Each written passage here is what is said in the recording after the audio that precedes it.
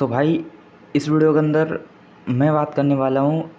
I don't know मैं किसके बारे में बात करने वाला हूँ, बट जो भी बात करने वाला हूँ ये मेरे हिसाब से लगता है कि भाई ये सही है।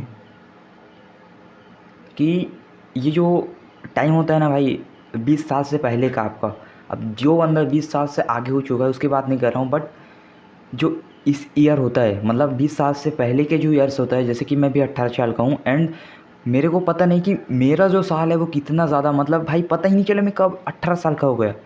तो मुझे ये जो 2 साल है उसमें मेरे को भाई रगड़ के मेहनत करनी है। तो इसके लिए मुझे बुक्स पढ़नी होगी, मुझे अपनी इंटेलेक्चुअल जो माइंड होते हैं उसको शार्प करने के लिए बुक्स रीड करना होगा। तो मैं क्या सोच रहा हूँ कि मैं बहुत ज़्यादा बुक्स मंगा लूँ। मतलब ये जो चूल मच रहा है भाई मेरे को, आई डोंट नो किस लिए मच रहा है, मेरे को चूल किस लिए मच रहा है आई डोंट नो। मतलब इतनी ज़्यादा वो तड़प उठ रही है बुक, भाई तोतला क्यों रहा हूँ, मतलब इतनी ज़्यादा तड़प उठ रही है बुक्स पढ़ने का कि भाई सोच भी नहीं सकते। मतलब इतना ज़्यादा मुझे बहुत ही ज़्यादा बुक्स पढ़ने का मन कर रहा है। रिच डैड हो गया या फिर कोई भी बुक्स हो गया, मुझे पढ़ने का मन कर रहा है। बट मैंने जब क्रोम पे जाके देखा भी भाई कि कोई बुक्स ई बुक्स मिल जाए मेरे को हिंदी में, तो इंग्लिश में तो मुझे मिल रहा है ई बुक्स, फ्री में मिल रहा है, बट हिंदी में नहीं मिल रहा है। तो ये मेरे लिए काफ़ी ज़्यादा प्रॉब्लमेटिक वाला प्रॉब्लम हो गया है। तो मुझे हिंदी में चाहिए भाई, क्योंकि मुझे इंग्लिश नहीं आती। तो मैं हिंदी में इसलिए मैं ट्राई कर रहा हूँ, बट हिंदी में कोई भी पीडीएफ नहीं आता।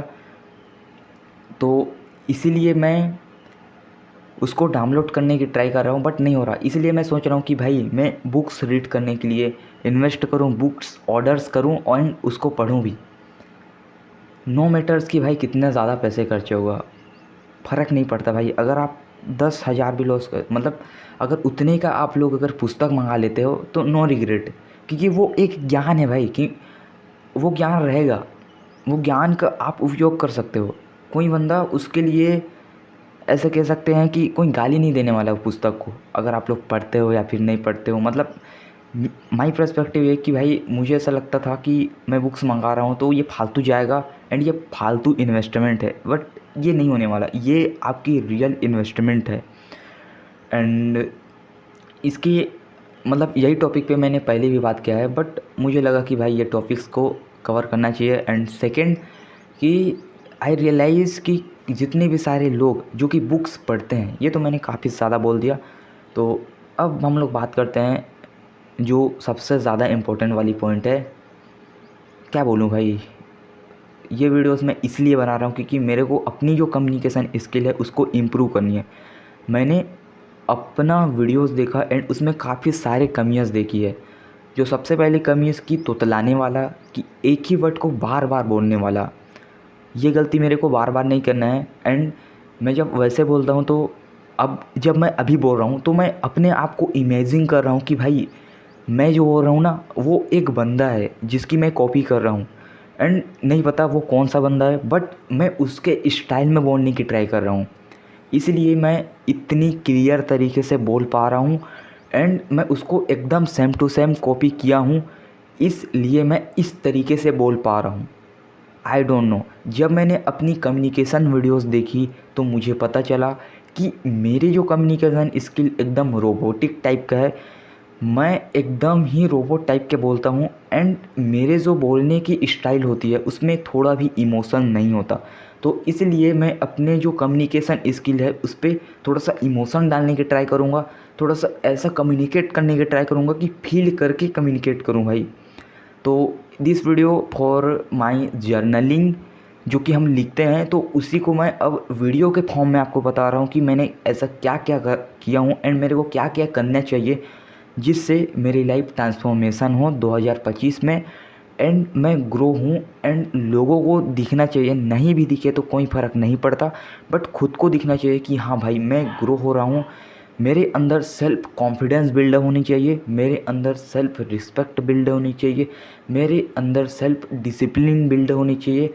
इसके मतलब ये जो सारी पॉइंट्स बताए, इस पे मैंने वीडियोस भी देखी कि कैसे बिल्ड होते हैं, how to build this type of की कैटेगरीज़ की कैसे बिल्ड होती है। तो मेरे को अगर सेल्फ डिसिप्लिन बिल्ड करना है तो मेरे को टू डू लिस्ट बनाना पड़ेगा।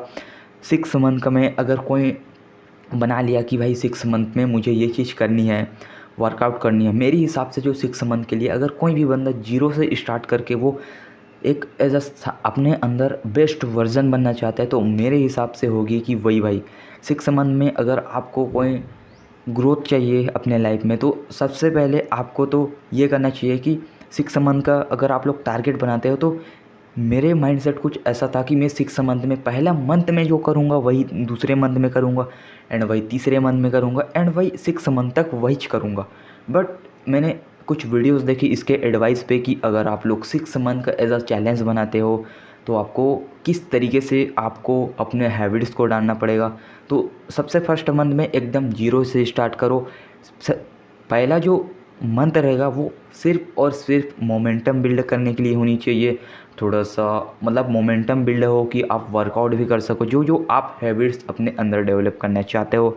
जैसे कि वर्कआउट्स हो गए, तो एकदम से ज़्यादा वर्कआउट्स मत डालो, कुछ इतना वर्कआउट्स डालो कि आप लोगों को फील हो सके कि मतलब जब आप लोग, एक एग्जांपल के तौर पर समझाता हूँ कि अगर आप पहले बार इतना ज़्यादा वर्कआउट कर दोगे, मतलब कर दोगे कि इतना ज़्यादा थकान, तो आपको मन ऐसा करेगा कि भाई नेक्स्ट टाइम आपका मन ही नहीं करेगा वर्कआउट करने का। तो इसलिए फर्स्ट टाइम आप इतना वर्कआउट करो कि आपको इंस्पायर हो सके, आपको दूसरा बार करने के लिए अंदर से आप एक्साइटेड हो कि हाँ भाई मज़ा आता है। तो इस तरीके से स्टार्ट करना चाहिए। तो इसी तरीके से अगर आप लोग 6 मंथ का कुछ ट्रांसफॉर्मेशन वाला चैलेंज लेते हो, तो पहले मंथ में एकदम बेसिक से रखो, जिससे कि आपको प्रेरित मिल सके, जिससे आप लोग मतलब ऐसा कि एक्साइटमेंट हो कि भाई मेरे को सेकंड मंथ भी ये हैबिट्स को करना है, एंड थोड़े से बढ़ा दो। जब तक आप नहीं बढ़ाओगे, जब तक आप अपने आप को पुश नहीं करोगे, तब तक आप पुश ही नहीं हो सकोगे भाई। तो इसलिए 6 मंथ का अगर आप लोग चैलेंज बनाते हो, तो पहले मंथ में थोड़ा सा बेसिक रखो, एंड उसी बेसिक रखते रखते थोड़ी थोड़ी ऐसे बढ़ाओ। तो this is my advice, and ये थोड़ी सी अलग कॉन्वर्जेसन टाइप्स ऑफ वीडियोस मैं अब जो बोल रहा हूँ, मैं इस माइंडसेट से बोल रहा हूँ कि मेरे जो सामने बंदे बैठे हैं वो काफ़ी सारे लोग बैठे हैं, मिलियंस भी हो सकते हैं जो ये जो वीडियोज़ है उसको देख रहे हैं। तो इस रिस्पॉन्सिबिलिटी से मैं ये वीडियोज़ को शूट कर रहा हूँ, एंड इस माइंडसेट से मैं अभी बोल रहा हूँ।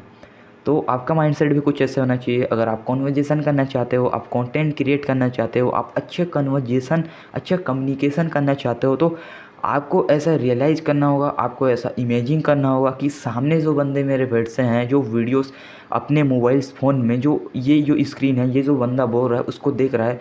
तो आपको इस रिस्पॉन्सिबिलिटी से बोलना पड़ेगा कि भाई जो वर्ड है उसको सुन रहा है, वो बंदा जेन्युइनली वो रिलेट करना चाहिए, वो बंदा सुन रहा है, आपको इस तरीके से इस माइंडसेट से बोलना चाहिए।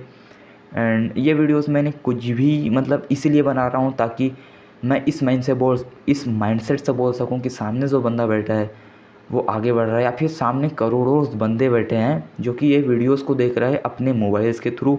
इस रिस्पॉन्सिबिलिटी से बोल रहा हूँ, एंड मैं इस रिस्पॉन्सिबिलिटी से भी बोल रहा हूँ कि मैं जो बोल रहा हूँ वो अच्छे से बोल पा रहा हूँ या फिर नहीं। तो भाई वीडियोस यही थी। बाय।